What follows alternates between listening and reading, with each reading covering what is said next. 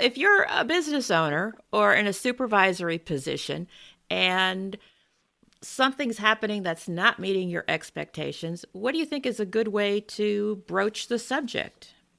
Like with employees that are not Yeah, meeting. let's start with that, and then let's flip it around Okay. to say employees needing to talk to their boss. Okay. So when it's boss to employee, the first step, in my opinion, is that the business owner has to be aware of what has been communicated. Okay, they're upset an employee didn't do something.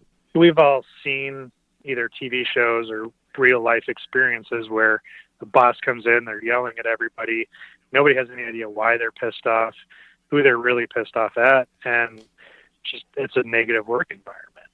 Now, if that boss had actually taken a moment to kind of explore, hey, why am I upset? What am I doing? Have I communicated everything? Their biggest job is to be the leader and say, hey, I did not communicate well, and this is what I'm looking for. I'm not getting it. What can we do as a company? What can we do as individuals? What can I do as the boss to make this work better the next time?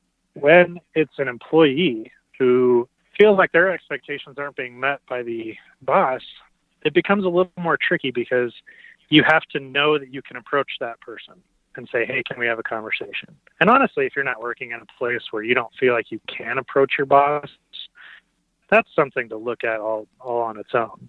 Or this is that opportunity to approach your boss, share those expectations, have a decent adult conversation, and then you'll know if you're working in the right place or not. And it can only be better. It can only get better if you communicate with your boss, because then they know what you want, you know what they want, and you're able to work through that. And again, if there's mutual respect, it's just a much better place to work.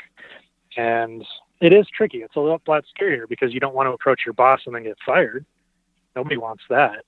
But what if you approach your boss and you get a raise? What if you approach your boss and you get to do the types of things in your job that you love? What if things just get better as a result? So there's the give and take. Risk yields its rewards, and you just kind of have to take that leap of faith.